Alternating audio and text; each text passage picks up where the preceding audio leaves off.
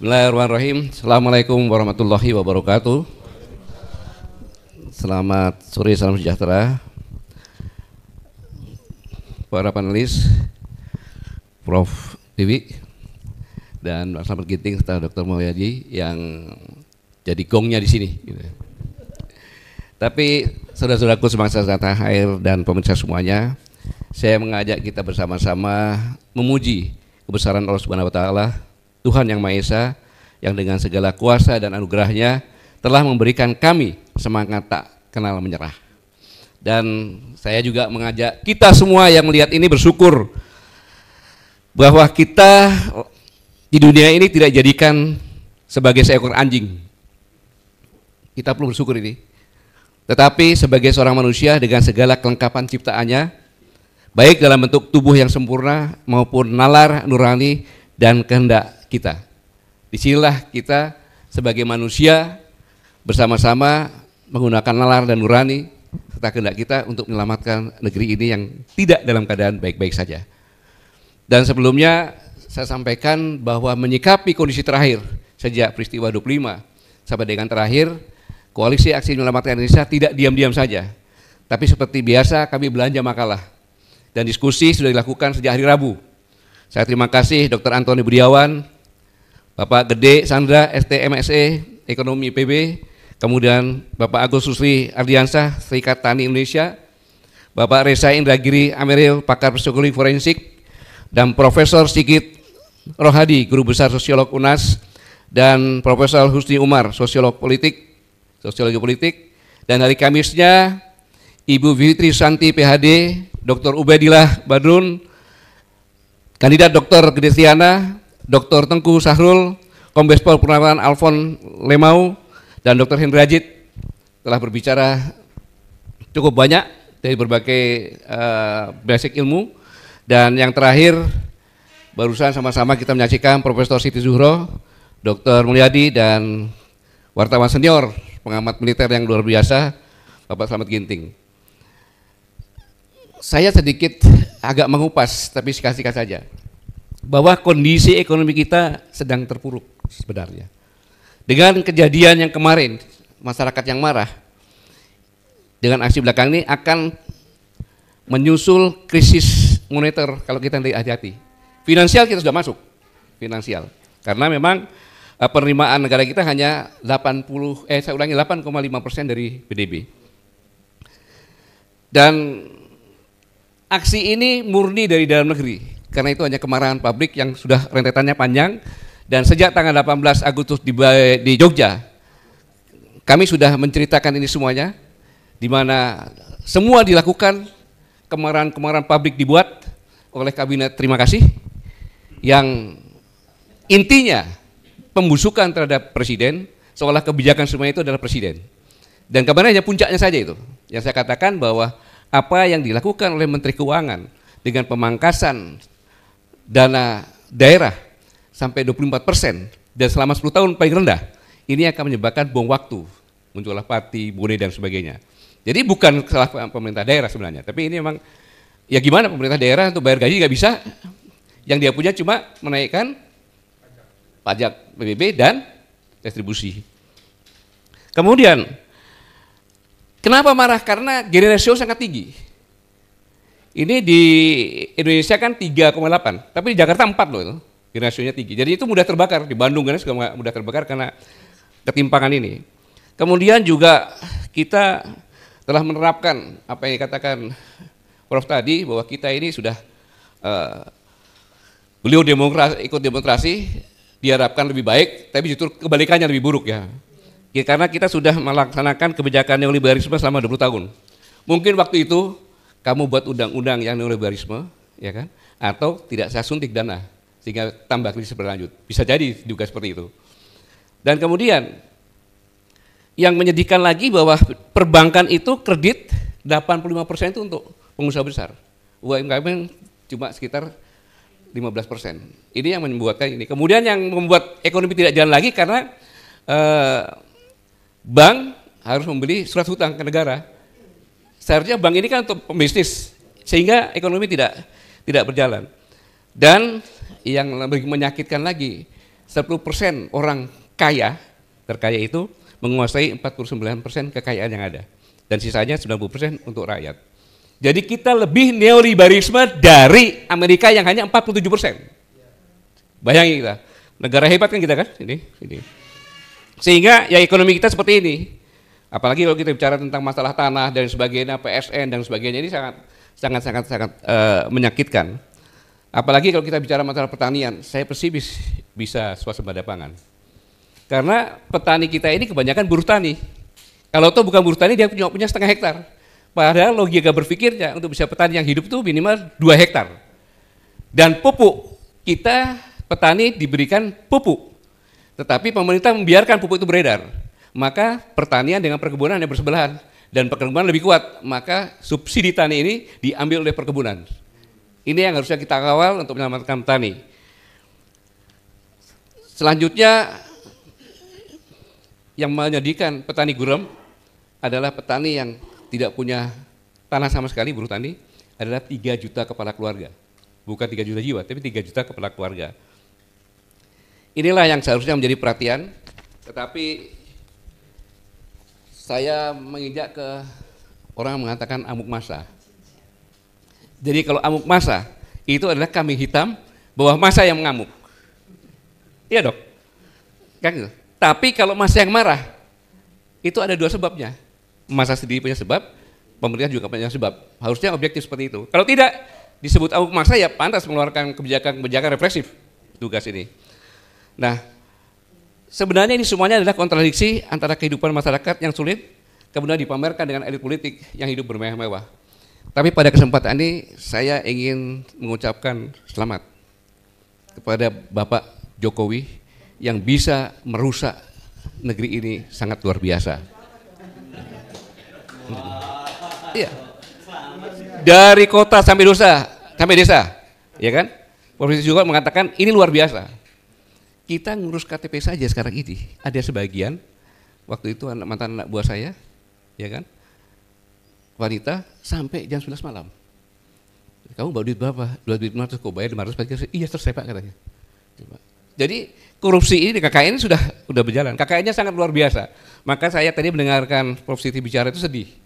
Beliau ikut demonstrasi ya 98 dengan niat lebih baik lagi kan gitu semuanya. Ternyata yang didapat diteliti lagi kan terbalik. Jadi saya mau sampaikan, saya tanya kepada ketiga penulis ini. Kira-kira untuk memperbaiki kerusakan geografi, demografi, kondisi sosial dan politik yang dibuat oleh Presiden Jokowi, 100 tahun bisa kembali sempurna enggak? Prof, kira-kira gimana Pak? Iya. Iya. Ini kan kita eranya sudah berubah ya.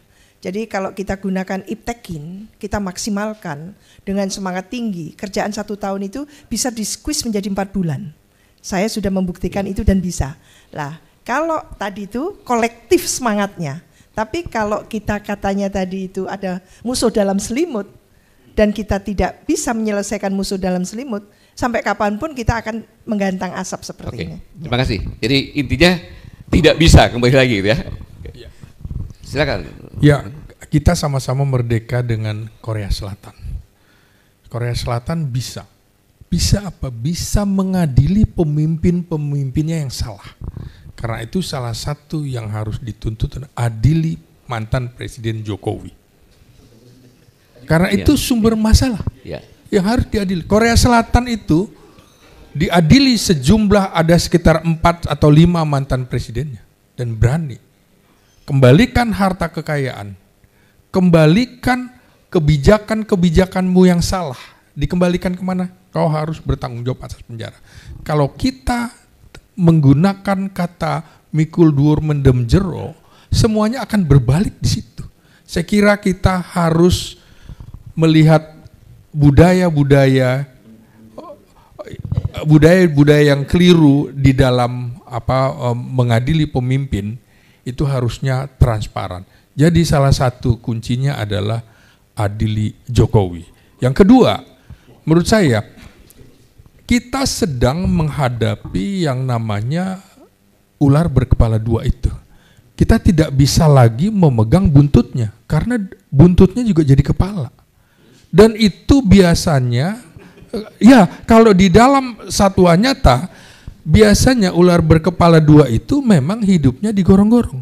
Yang dia makan adalah cebong, kodok, tikus, cacing. Makanya jangan salah kalau kemarin kelompok cebong akhirnya termakan juga kan oleh ular berkepala dua ini. Nah, ular berkepala dua dalam peribahasa memang adalah orang-orang yang munafik, orang-orang yang penuh penuh kepura-puraan. Karena itu ular berkepala dua ini memang harus dipenggal, ya diadili. Oke, siap. Biar Pak Mulyadi sekalian. Kalau saya ya, memang membutuhkan waktu gitu ya. Tapi untuk sekarang ya, apa sih susahnya mengatakan bahwa adili Jokowi? Mengadili Jokowi itu separuh masalah kita selesai.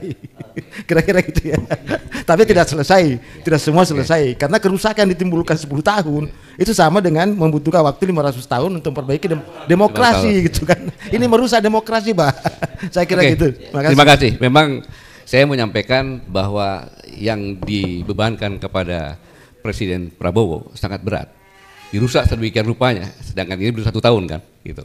Tapi sudah demo dan sebagainya ini adalah bukan permasalahan salah perorangan, tapi situasi yang seperti ini. Nah, adili Jokowi itu adalah kita berpikiran positif agar publik tahu kalau tidak salah ya bersihkan namanya, kalau salah ya sesuai dengan hukumnya. Jadi adili Jokowi itu bukan berarti kita negatif kepada Jokowi, bukan. Justru kita memberikan kepastian hukum, ya kan? Sehingga anak cucunya itu melihat, oh ternyata bapak saya, kakek saya itu dianukan, dia sosok pada benar gitu. Mbak Wi sudah lihat jam 5 saya lepaskan di sini, Mbak. Dan kemarin ini yang luar biasa, saya sebutkan ada 3 kelompok kemarin, yaitu aktivis dengan mahasiswa, ya. Kemudian kelompok yang benar-benar marah karena akumulasi yang dihadapi. Yang ketiga adalah kelompok yang menjadi penunggang gelap. Iya, yang buat kerusuhan, pembakaran, penjarahan. Membakar halte bus itu tidak mudah loh. Iya, harus ada persiapan, bawa tangga, naik ke atas, bakar dan sebagainya kan itu. Ini bukan kelakuan mahasiswa, bukan kelakuan yang marah, tidak seperti itu. Nah ini yang perlu benar-benar, tetapi sangat disayangkan aparat tidak bisa membedakan antara demonstran murni dengan melakukan pembakaran. Bahkan kebanyakan korbannya yang demonstrasi yang murni. Gitu. Nah. Dan memang dari kesimpulan pembicara yang terdahulu, intinya adalah meminta kepada Presiden segera mereshuffle kabinet. Terima kasih. Sengaja saya tidak bilang Solo karena saya orang di Solo. Jadi kabinet terima kasih gitu. Ya. Yang kedua, reformasi kepolisian, ya, dan mengganti Kapolri. Dan yang ketiga adalah kembalikan independen dari KPK sehingga kita bisa menekan itu intinya ya. Tapi yang sekarang ini saya senang sekali bahwa semua pembicara ini meyakinkan saya yang akan saya bicarakan ini bahwa tolok ukur dari reformasi itu adalah harusnya pelayanan publik lebih baik, tapi ternyata terbalik kan, tidak lebih baik. Jadi dapat dikatakan reformasi ini kalau reformasi berhasil, tetapi reformasi tanpa disiapkan dengan benar hasilnya seperti sekarang ini. Kemudian sekarang terbelah-belah masyarakat, bahkan aparat keamanan tangan kanan dan tangan kiri Presiden itu tidak akur dengan tadi dikatakan. Ya, mana ada sama-sama pejabat kok saling menjelekkan. Gitu. Tadi yang anggota Kapolri tadi dia tidak punya salah apa-apa nganterin disabel kan, lagi di warung dicekek terus disebutkan provokator, kemudian anggota Intel juga. Kalau aparat tahu, pasti dia nggak seperti itu.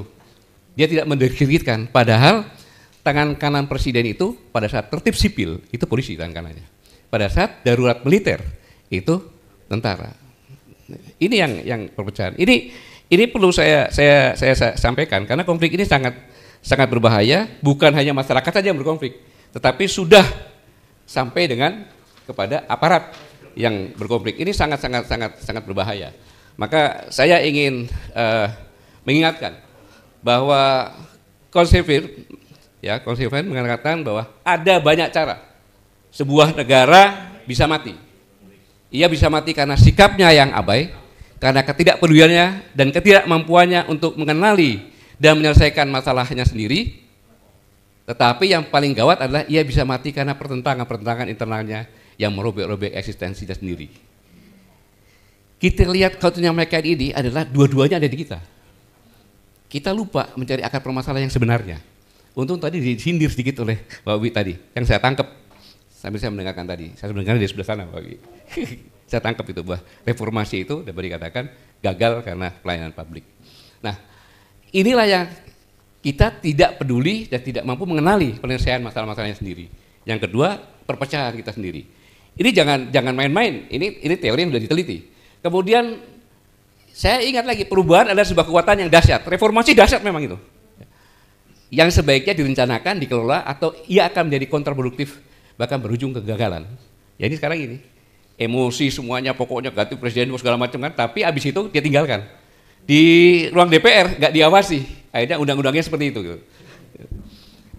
Tapi ada juga Jean-Jacques Rousseau mengatakan bahwa kita ini punya modal yang disampaikan oleh beliau. Tidak ada patriotisme tanpa kemerdekaan. Tidak ada kemerdekaan tanpa kebajikan, tidak ada kebajikan tanpa warga bangsa, maka buatlah warga bangsa yang baik dan kau akan memiliki semua yang kau perlukan bagi sebuah negara. Tanpa warga bangsa yang baik, yang kau punya hanyalah budak-budak dari mulai penyelenggara negara sampai dengan rakyat biasa. Pas kan dengan kondisi kita sekarang ini? Penyelenggara negara budak penguasa, budak pengusaha. Ya. Nanti kenapa itu saya jelaskan. Apalagi rakyatnya. Budak dari semuanya gitu. Jadi tanpa ekonomi dan tingkat kesejahteraan yang baik, republik itu tidak akan ada. Dan dalam hal ini sebaiknya otoritas publik bertindak sebagai orang tua terhadap anak-anaknya. Ya harusnya kan pemerintah itu sebagai orang tua kepada anak-anaknya. Kalau tidak mengatakan rakyatnya Tuhan, anggaplah sebagai anak-anaknya sendiri yang dia asuh. Dan Otto von Bismarck menyampaikan bahwa ini yang parah. Penyakit mental di kalangan bawah masyarakat relatif mudah untuk dikenali dan demikian juga penyembuhannya. Kita udah tenang sebentar aja, rakyat biasa. Tapi penyimpangan mental elitnya lebih sulit dideteksi dan rehabilitasinya pun bisa berkepanjangan. Sudah menjabat masuk KPK, masuk keluar lagi, jabat lagi, masuk KPK lagi. Itulah penyakit kita ini. Dan ini teori yang menyampaikan ini dan sudah diuji. Maka saya mengingatkan Sayyidina Ali bin Abi Thalib menyampaikan, tiada kemelaratan yang lebih parah dari sikap abai dan masa bodoh.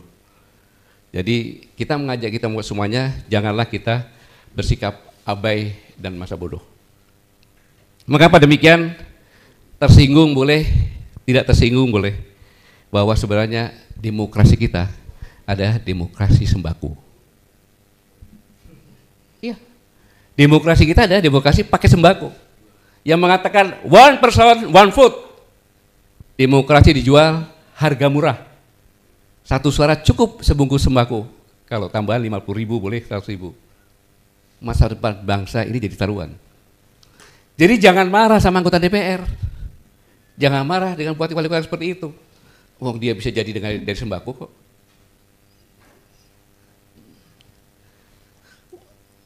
Memang terdengar indah teori ini. One person, one food. Tapi mengabaikan realitas bahwa mayoritas pemilih kita masih bisa dibeli dengan paket sembako seharga 100.000.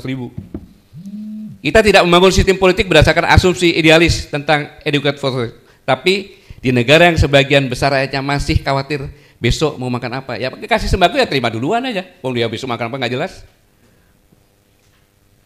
Maka saudara-saudara sekalian, ketika Indonesia sedang marah, hasil demokrasi yang mengecewakan, mungkin inilah saatnya kita berani mempertanyakan asumsi fundamental kita tentang bagaimana seharusnya keputusan politik dibuat di negeri ini.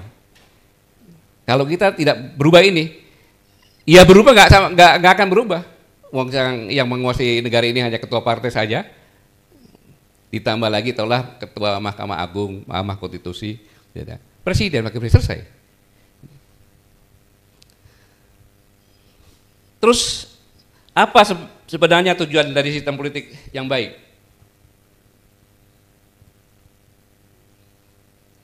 Jadi tujuannya bukan untuk memenuhi idealisme teoritis tentang quality atau freedom, Bukan untuk membuat semua orang merasa diwakili atau berpartisipasi, tapi tujuannya adalah sistem politik yang baik adalah menghasilkan keputusan kolektif terbaik untuk kesejahteraan dan jangka panjang masyarakatnya.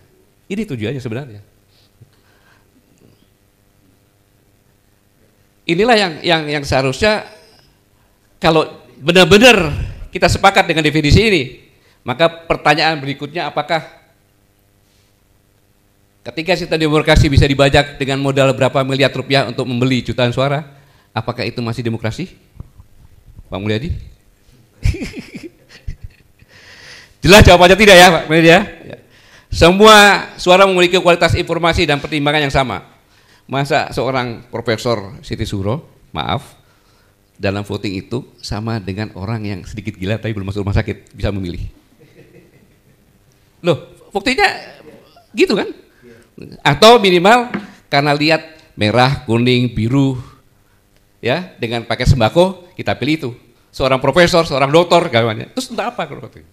Ini sebenarnya yang dapat dikatakan kalau menurut bahasanya Mbak Bi tadi, wong pinter lan wong edan, ya kan? Suaranya podo wae. Ini realisme sebenarnya. Kualitas keputusan tidak bisa dihasilkan dari kuantitas suara, tapi mempertimbangkan kualitas pemikiran dan semua yang dibalik suara itu seharusnya. Di pemilu terakhir di tempat-tempat miskin itu antara 50 sampai 150. Antara 50 sampai 150. Karena mereka sebagian belum tahu besok mau makan apa. Bayangkan. Plus janji kosong tentunya kan. 50 plus janji kosong. Nah, maka ketika sistem demokrasi bisa dibajak dengan modal tersebut, maka plutokrasi yang menang adalah yang punya uang paling banyak untuk membeli suara rakyat miskin. Uang banyak dari mana? Dari pengusaha. Biasa bupati DPR itu kok daerah mendekati pengusaha, pinjam uang atau transaksional dengan jabatannya akan diambil. Ini yang terjadi. Jadi kalau anggota DPR yang kemarin dicopot itu seperti itu, ya itu dari hasil sembako gimana? Terus pertanyaan yang lebih tragis lagi, siapa yang harus menertibkan sistem ini? KPU. KPU itu kan anggota pilihnya melalui dialog politik, ya kan? KPU dipilih melalui dialog politik dong. Bawaslu dari pemerintah juga, iya kan? Bawaslu di pemerintah juga anggarannya, maka tergantung pada pemerintah. Polisi atasannya adalah produk politik yang sama, loh dipilih oleh pemerintah kok. Jadi ini dengan kejadian sekarang ini sama persis.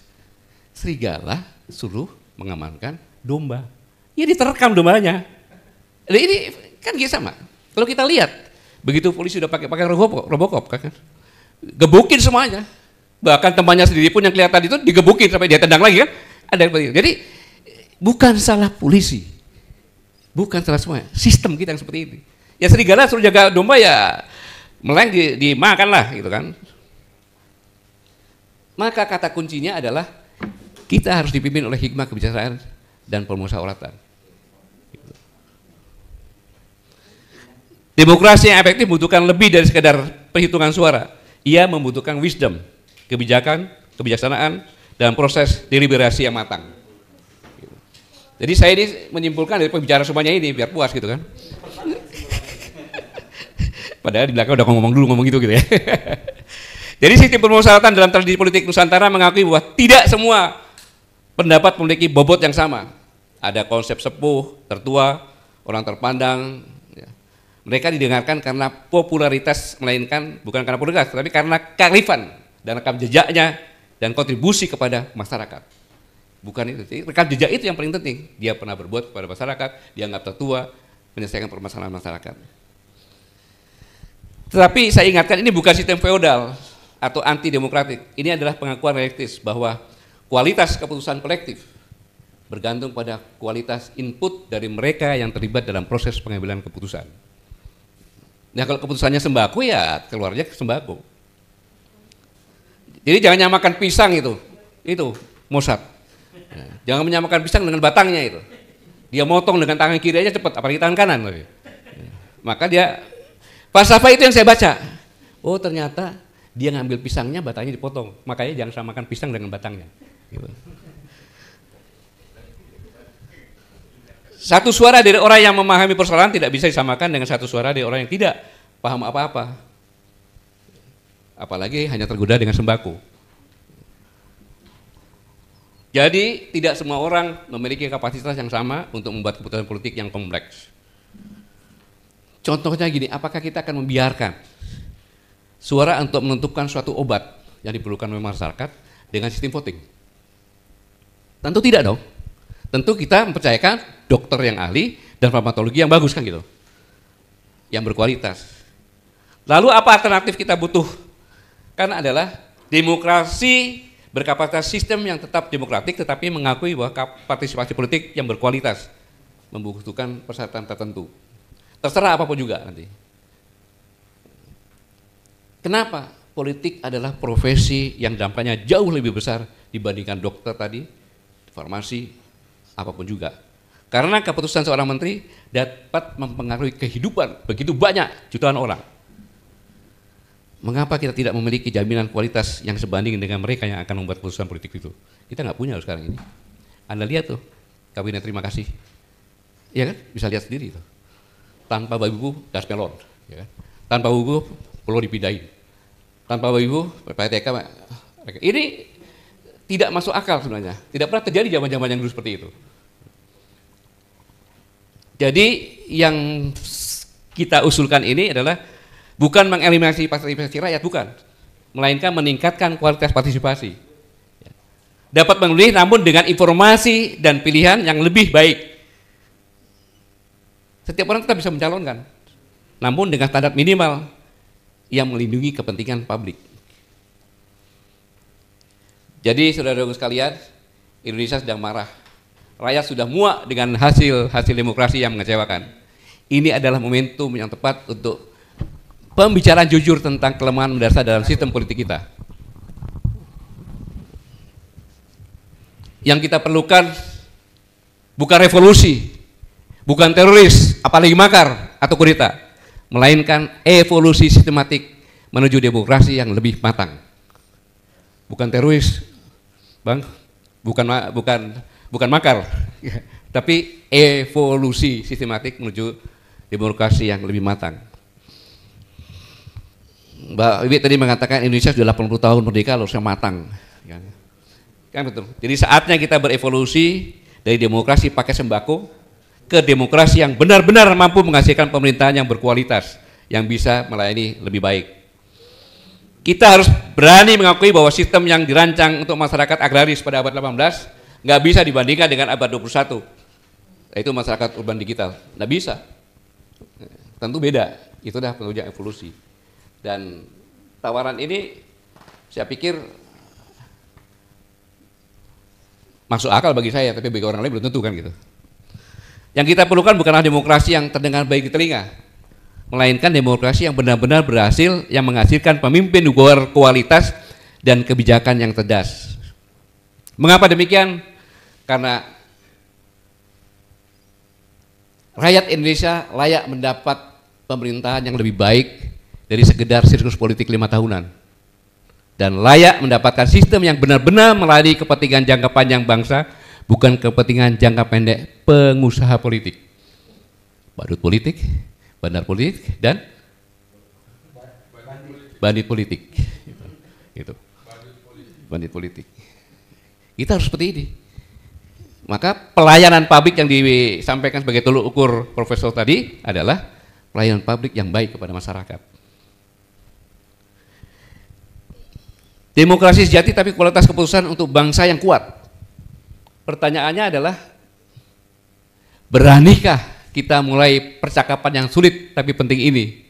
Ataukah kita akan terus terjebak dalam ideologi zona nyaman sambil nonton Indonesia terpuruk karena governmentnya yang buruk, hasil penelitian Bu Siti Zuhro tadi. Dari ujung desa sampai ke atas buruk.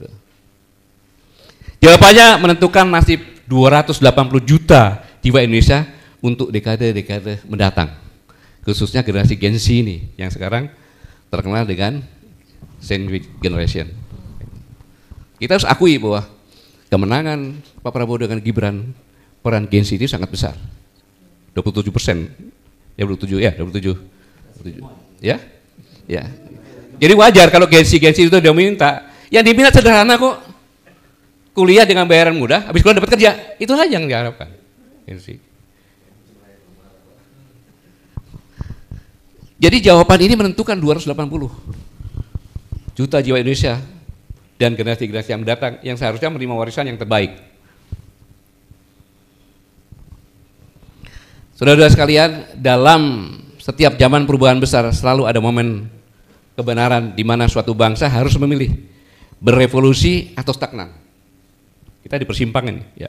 Persimpangan jalan itu pilihan yang kita buat akan menentukan apakah kita menjadi bangsa yang besar dan disegani di dunia, bukan cuma ngomong doang, atau tetap menjadi potensi yang tidak pernah terwujud. Yang katanya kita besar nggak pernah terwujud doang, karena ngomong doang. Maka saya himbau kepada generasi muda kalian jangan diam. Kalian jangan menjadi generasi yang dibungkam oleh algoritma distraksi digital. Kalian pewaris republik ini.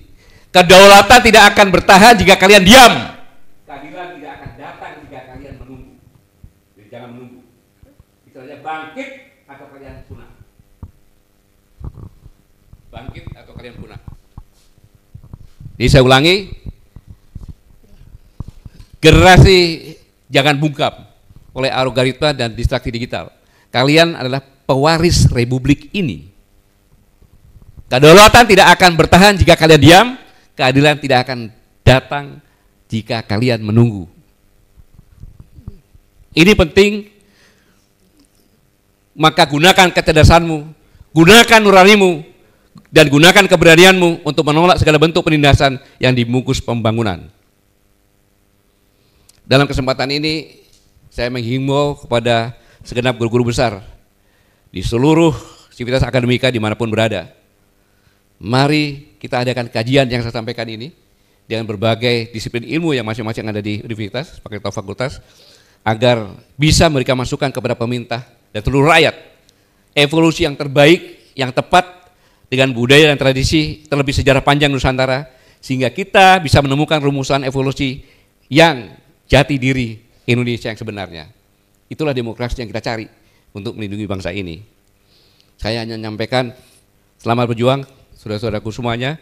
Semoga Tuhan Yang Maha Esa membimbing kita semuanya, mempersatukan kita dalam langkah perjuangan menyelamatkan negara kesatuan Republik Indonesia yang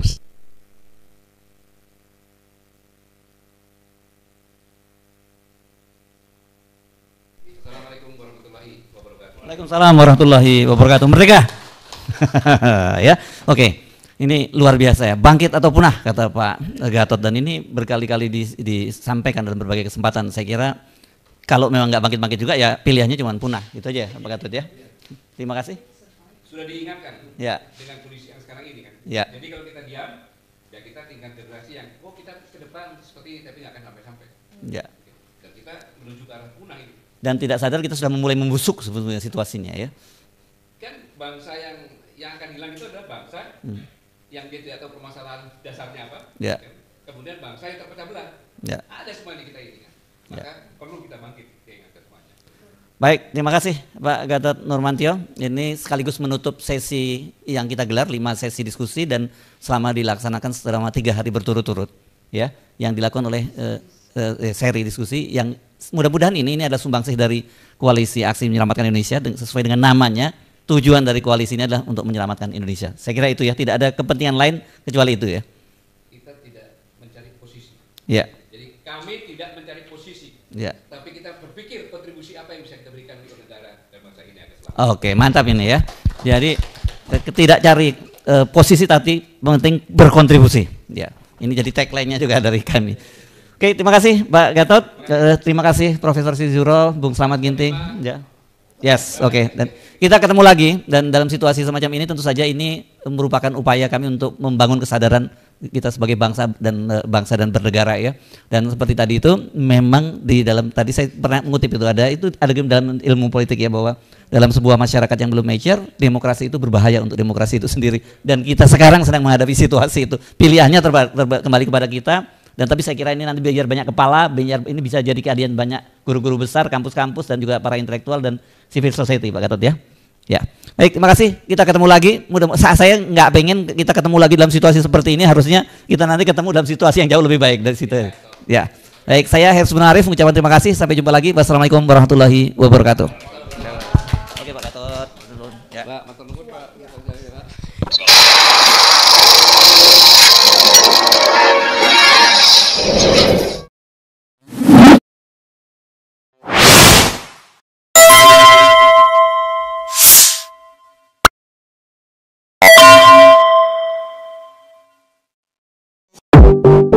Thank you.